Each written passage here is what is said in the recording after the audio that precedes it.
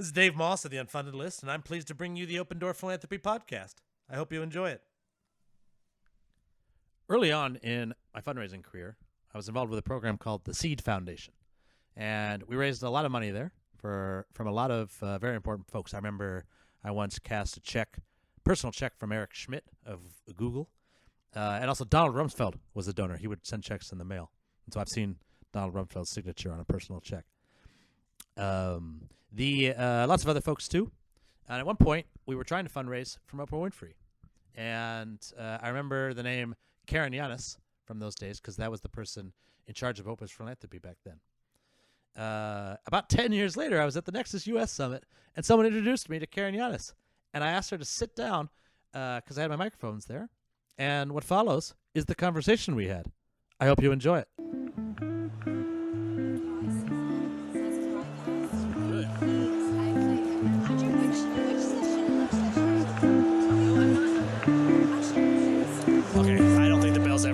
Let's just start. I know you're pressed for time. So here we are at Nexus. We seem to be in between sessions, and I was able to grab Karen Yanis, and I'll talk a little bit about it. But your name first came on my radar over 10 years ago. I was the development associate at a place called the Seed Foundation, well, let's start with what you're doing now. What is your name? Well, first of all, Karen Yanis. I'm the principal of Roland Consulting. I'm based in Chicago, but I work all over the country and actually all over the world. I met Raj Vinakota when I was working with Oprah Winfrey. I was the executive director of the Oprah Winfrey Foundations and Oprah's Angel Network for 9 years. Wow. And Raj had just started the Seed Foundation. He was on an Oprah show. That's right, he was on Oprah's show. I forgot about that. Raj won the Use Your Life Award. Yes, he did, yes. $100,000. Raj is an evaluator for the Unfunded List today. It was probably in 2005. Yes. $100,000. And he went on to do great things, and it's wonderful to see him working with the Aspen Institute, right? Mm-hmm. Yes, absolutely. A lot of what I know about fundraising, I learned from him. So tell me a little bit about the 9 years you spent working for Oprah. What sort of philanthropy does she do? So when I was with Oprah, we had the Angel Network, and I helped create a back office operation for the Angel Network. And her viewers were so enthusiastic about the Angel Network that they would send funding in every week when the Use Your Life Award aired. Mm-hmm. So the team that worked with me helped identify areas that could really use that money, often where the stories were hard to tell on television. And we had a major response to Hurricane Katrina and other disasters using the public funds. Oprah brings so much integrity to everything she does, and that included the philanthropy. So what we did really well and above board. All of the I's were dotted and the T's were crossed. So you were able to raise money from some of the show's viewers. So show's viewers sent money in every week when the segment aired, or whenever there was a disaster and she talked about philanthropy. She would get letters that said, I found $5 under my car in the Walmart parking lot, and I knew it was God telling me send that money to Oprah. I mean, very heartwarming, wonderful. I'm sure. And really connected people. Who felt like she was going to use it well. So we had a lot of responsibility, and I think that any philanthropist is managing the public trust.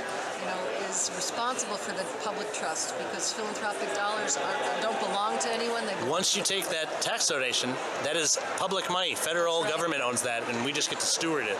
That's right. So you were able to raise a lot of money, which is great. Celebrities have an incredible power, especially a celebrity. I mean, there's celebrities and then there's Oprah. And so that's awesome. But was she also contributing her own money? She is quite wealthy herself. She had a private foundation. And did you? We worked with also. Everything these were separate? She did with a high level of integrity. Was her own giving different than the stuff that with from the? Yeah, many high net worth people have multiple vehicles for giving. Yes. Often there are various vehicles like donor-advised funds, trusts, private foundations. People write checks, but they also use their intellectual capital. They use their convening power. They use assets that are at their fingertips that they have that other people don't necessarily have. And Oprah had this wonderful platform, but many donors have great platforms. It's so much of philanthropy is about identifying what your platform is and how you're going to use it as effectively as possible. My grandmother, who ran the Moss Foundation before me, it was called something else then, because her name is not Moss. But she used to say that we like to use all of our currencies. And that's something that really stuck with me. We can make very, very small grants. We are not Winfrey's, but I can almost always connect you with somebody that can help you more than I can. And so I like to think about my network capital, my Rolodex. Another thing Grandma used to say is there's always more money in the Rolodex than in the bank account. And that is true for everybody. So for as much money as Oprah has, right, she can make 2 phone calls and find people with more money, right? Well, I think funders can do that, and you're right about the Rolodex. Well, I haven't actually thought about it like that. It's about leveraging big ideas, and often people who have small amounts of capital to invest, when they invest intellectual capital, social capital, when they really focus, that small amount of money can do as much as a lot of money. Mm-hmm. And I think that we need to be aware of how much each of us can use our own platforms for social change. So it was a long time ago, and I may be fuzzy on some of the details. If Raj is listening, he'll email me and he'll correct it because he'll remember everything that happened. But we would have weekly development meetings, and I remember one time when we were talking about the Oprah's Foundation, and we were considering like, well, what should we ask for, right? And I think what we eventually asked for was actually not money at all. I think we said, like, can we have an hour of Oprah's time this year? And we'll come up with a couple of lists and just have you make a couple phone calls. I don't remember exactly how that happened, but I do remember those conversations. Was that something that she would do for charity? Say, I'll make a couple calls for you, or I'll do this for you, or do that? Again, I won't speak specifically about Oprah. Yes, of course. Yes. I can say that that's what donors do, and when philanthropy is done really well, that's how it works, right? It's about leveraging what you have. Philanthropy doesn't mean I'm going to give you money from my 501c3 private foundation. It means the love of humanity. And thinking about it from that perspective, there's so many ways to enter into it. There's this great saying by Larry Kushner, entrances to holiness are everywhere. And I think that I really love that. It's about being able to see opportunities and use the assets that you have to affect change through those opportunities. That's amazing. And so, at the end of your 9 years with Oprah, what did you do after that? I moved to help run a private foundation owned by a large Chicago-based family, and I worked with them, helping them think about integration of generations and building out their philanthropy. And I loved every moment of it. Mm-hmm. So this is well over a decade of you being really at, major philanthropy. This is big time stuff. This is not the Moss Family Foundation, right? For all of the great impact we've had over there, you are on a much other level. And I wonder, and I assume that you probably also do your own personal giving, or maybe are involved in things that are at a smaller scale. And do you think about big philanthropy differently than small philanthropy? Oh, that's such a good question. Thank you. I don't. I don't think about it differently. But we were just in a session where they asked what the one word that you would have that would describe your passion. And while I didn't actually stay there, the word that I came up with was generosity. I'm really passionate about generosity. Not my own, but helping other people find theirs. So I do a lot of coaching. Well, you're in the right business. Members. I do a lot of coaching. I help foundations think about all of their assets and creating asset maps that show where their assets, their financial and their non-financial assets are, and what they've been given to over a period of years. And I help families take family values and contextualize them across generations, so that just because a traditionalist, the founder of the family wealth, had been giving to a hospital for many years, doesn't mean that the third generation should continue to give to that hospital or wants to. But if you dig a little bit deeper and start scratching the surface, you see that there was a value in that gift. It might be that someone was given some kind of care. Maybe it was neonatal care. And once you're able to extract that and then contextualize it, well, what does that mean in 2018? Right? does it mean to work on neonatal care in 2018? Is it a capital gift, or is it some kind of systemic change? Can we start thinking about how pregnant women take care of themselves? Can we start thinking about providing systemic change in communities that don't have access to prenatal health care? And that's just one example. There are a lot of ways to look at contextualizing values, but I sit on the Board of Visitors at Indiana University's Lilly Family School of Philanthropy. Sure, yeah, And they big do deal. a great biennial study with U.S. Trust every year that really talks about how next generation I think members, I've read it. second and third generation members are very interested in the values that their parents and their grandparents had, just not actualizing them the same. I mean, as a third, I'm the fourth generation to run my family philanthropy, which means I sometimes give money away that was originally earned it could have been as early as the 1920s by a man who I've never met, who died 50 years before I was born. And you're absolutely, it's important to me to solve. I think the most important thing to me is to solve problems in the world today, right? And many of those problems didn't exist for him. So what were his values that you have incorporated? Well, in particular, and this is all sides of my family. My mother is Jewish, my father is not, but both sides of the family valued education, probably really, really top of the list. My father was our first in his family to go to college, and then he drastically exceeded that. Went on to get a master's degree and then a PhD and then a second PhD. So just being the first in his family to go to college was not important enough for him. I like my parents have 3 PhDs. Is one of my favorite sentences to say. My mother is at Duke University, and before that, the two of them taught at Colby together. And clearly, all the generations before them instilled education in them. They committed their lives to being a teacher. I actually tried to be a teacher myself. That was my first job. I learned later at Seed that 9 out of 10 first-year teachers don't become second-year teachers, which is, and I think we can all figure out why. It's a difficult job and it's underpaid. So, what a great platform for you in the work that you're doing right now. Mm-hmm. So you're still teaching in some ways. You're just not teaching in public education. Well, the nonprofit I founded, the Unfunded List, our mission is to educate the public about philanthropy, right? So that we are, and thank you for joining us on the podcast. I think a lot of the people who send me unfunded proposals wouldn't have this opportunity to have this conversation with you about philanthropy, and so this is the chance for them to, hopefully they'll listen in and they'll learn as well. That's why we call it open. That's why we call the podcast Open Door Philanthropy. We're opening doors. Oftentimes, the reality of fundraising is closed doors, quite the opposite.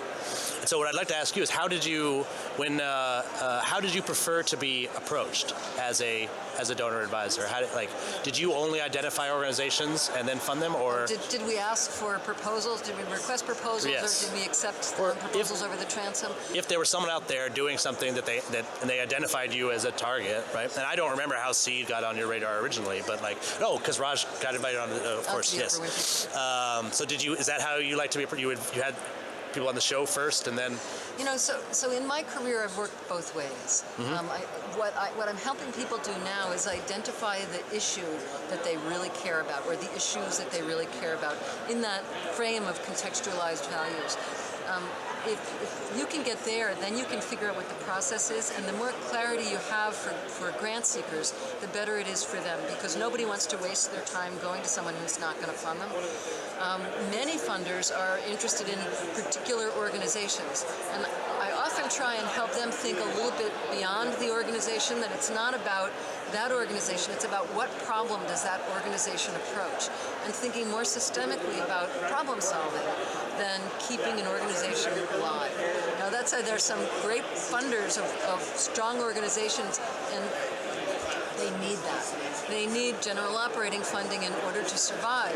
So there's a balance. But when families are working together, my goal is to get them to come up with what it is, what problems there are in the world that they want to solve, that they're passionate about, that are meaningful to them, and then look at the universe of options. Mm-hmm. And think, then drill down and think about, well, what's the geography? Right? What's the exact issue that they're interested in? And we do a lot of education with donors to help them understand. And often the nonprofit organizations are partners in that. So I think it's the responsibility of nonprofits to educate donors and to do their homework and find out who's funding what. And it's the responsibility of donors to be really clear about what they're funding. Absolutely. Very well said.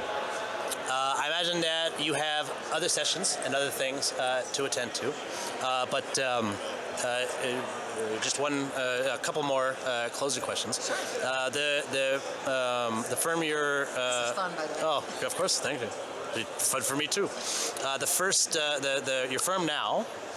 You're doing the same thing. You're advising donors and that sort of thing. Croland Consulting, and I am advising high net worth families and some institutions on philanthropy and helping them think through how to give really well and how to be accountable and generous at the same time. Have you ever had a job other than donor advisor? Yes. Did you do something before?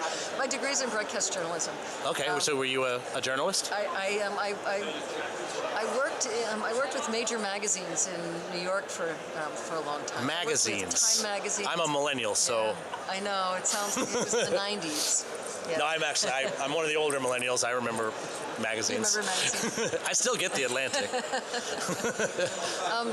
I've also helped start a school foundation prior to coming into this, so I understood what it was to do grant making. You did some. And I've sat on boards. I sat on the board of a mental health organization. Now, as I mentioned, the Indiana University's Lilly School of Family Philanthropy. I'm on the board of the Women's Philanthropy Institute, and this one is my favorite, the Poetry Foundation in Chicago. The Poetry Foundation. So the Poetry Foundation started as a very small foundation publishing poetry magazine. They were the first to publish T.S. Eliot, and the first to publish. Not bad. I've read him. Pound, right? And then in the early 2000s, they got a bequest. They didn't even know who the bequest was from at first because the editors had been communicating with this poet, as they did with anybody who submitted poetry. They never published any of her poetry, and she was sending her poetry in under her married name, not her maiden name, and her maiden name was Ruth Lilly. So when she died, she left the Poetry Foundation $200 million. Wow. And it was a fascinating thing to watch it being stewarded. That's a lot of money for poetry. And the Poetry Foundation is bringing the written and the spoken word into communities that really benefit from arts all over the country and, in fact, all over the world. I think there are a lot of people that think poetry is nice, a thing, right? I don't really like it or whatever, and they don't necessarily think of it as a particularly important thing. I think I couldn't disagree more. I write poems myself. I learned long ago that they are not any good. But that's not. Do you have $200 million? You can not quite. But I don't think you necessarily write poems because you're writing them for other people. I enjoy writing them for my own thing. I read them to myself. I do know. I remember I went to writing camp when I was a kid, and there was I forget. I think I just went because it was summer, and this is the only way you get out of the house is sleepover camp, and my parents were professors, so I had to do academic sleepover camp. I couldn't do the sports ones like everybody else. So I went to Bates. They were at Colby, and I went to Bates for 2 weeks for writing camp, and that's where I started a life of writing poems. Again, terrible poems. But it's good to spend some time thinking differently than you normally think, right? And having the freedom to write a bad poem, right? Or paint a bad painting, or that's, it doesn't all have to be high art, right? I think all of us should be doing something of that sort, and I feel really bad for people who don't have any sort of artistic outlet. So that's awesome. Poetry brings communities together, and the Poetry Foundation has several readings, a couple of readings a week, where they bring in often communities of color, Latino communities, immigrant communities, Middle Eastern communities to share the poems and the richness of the language of those communities. And it's a really powerful thing to see people brought together by images that are comfortable for them and familiar, and sometimes images that are disruptive. And I think that the spoken word and the written word can do a lot for us as we think about moving into a new era. Who is your favorite poet? Oh, I knew you were going to ask. Did you? Yeah, mind reader over here. I actually read a poem at a board meeting not too long ago by Derek Walcott, which is called Love After Love, and it's one of my favorite poems. And it's really about self-love. What was it? What is it called again? Love After Love by Derek Walcott. Awesome. I'll have to check that out. I asked. I might as well. I really like Billy Collins for folks who are around today. But I think probably ultimately, and this is a big cliche, but like I'm a big Walt Whitman fan.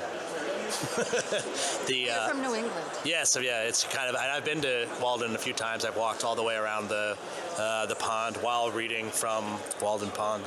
And my father's a U.S. history professor, and I am actually named after Thoreau. My name's David, and a lot of people don't know that his name was David as well. But he didn't like being called David, and so he told people, "I'm glad I'm not Henry." But he's a big fan of my dad's, and he was kind of I think there might be poems that he wrote, but other things as well. I actually really like his. I'm from Maine, and I forget which book that is that Thoreau wrote, but he basically walked up to Maine and then walked around for a while and wrote down all the plants and stuff that he found. As a little boy in Maine, I loved that book. I used to go out and try to find those plants. And,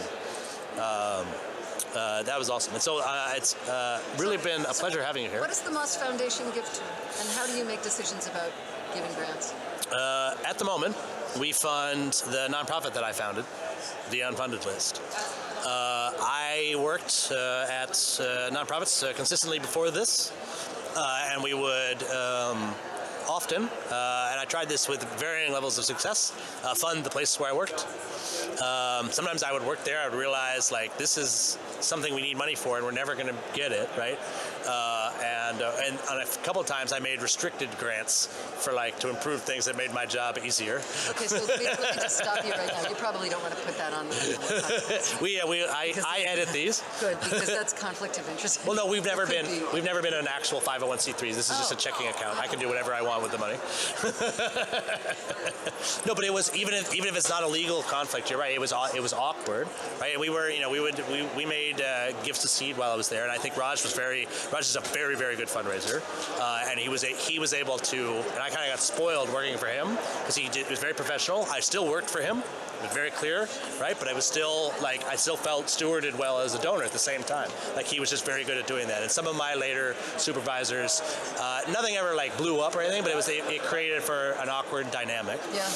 And I was on the board of something called the Slingshot Fund. Oh, I know Slingshot well. Yeah. I've been involved. Sharna Oh, sure, yeah. So Sharna, I was a member of Grand Street, which is a network of young Jews involved in philanthropy. And that's how I found out about Slingshot in the really early days. I think I did the first cycle, or maybe I was joined for the second cycle, possibly. And then I was on the board of Slingshot for 6 years, I think. I left when I turned 30. We had a board meeting at Google headquarters in San Francisco.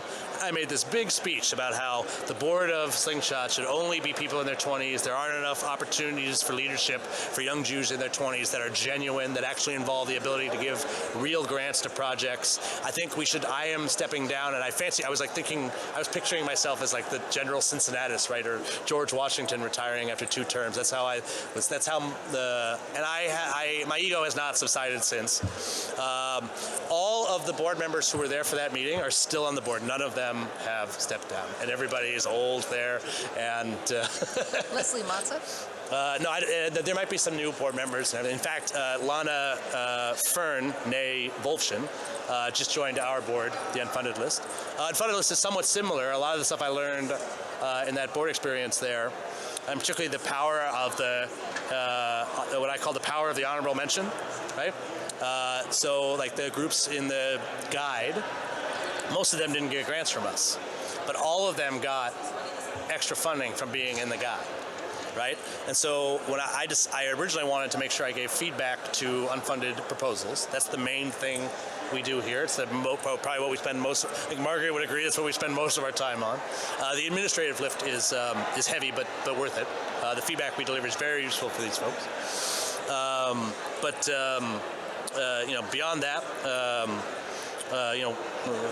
beyond the feedback, want to make the program as abundant as possible, and so that's why we have the Unfunded List as well, which increasingly is for when we see a proposal that has improved quite a bit. most of the folks on the list this round have applied to us several times, and we were like, well, you're getting much better. This is a much better proposal than the last round, and I think that's the right time to start introducing them to funders and stuff like that. These people have figured this out, and we've had quite a bit of success on that front. Some of the groups on our list we've connected them with six-figure grants. We look forward to doing a lot more of that stuff. And at the end of every episode, and if you say no, we will just cut this question out. But twice a year, I get unfunded proposals from people. We have a large evaluation committee that I assign to, and I ask them to send me their feedback. If I get some proposals in this round that I think you might be helpful to, would you mind if I send some of them over to you? Not at all. No? If I can help, if I've got the time, I'd be more than happy to. One of the things I really love doing, aside from things like this, is coaching young professionals. And it's I think it's so important, especially for emerging women in philanthropy, to help them understand what the landscape looks like, and then help emerging men understand what it means to be a male ally. And work together. So one of the projects that I'm working on currently that's a really exciting project is a website called glassceiling.com. So glassceiling.com is for women in the workplace, and there are lots of interviews, and I've actually done the interviews with men, talking about their experiences of bias in the workplace and how they've felt and how they've come to feel the way they do. And then I'm also working on a professional development for credit course, a seminar in Chicago that takes place on the 23rd of February in ethics, and it provides 3 credits for lawyers, accountants, and for insurance professionals. And it's an original play that's being written about a family that has advisors around it, and the kinds of decisions and dilemmas that they have in their lives as they're deciding about philanthropy. Wow. So it's super fun, and there's more of that to come. So if anyone's interested, they can look on entertain2.com. Entertain to educate. I like that. That's a good name. Entertain to educate, and Glass Ceiling is glassceiling.com. Okay. We have been speaking for 26 minutes now. Oh no! This has been thoroughly enjoying. I hope you enjoyed it as well. Thank you for signing the release. Yes, absolutely. I hope you enjoy the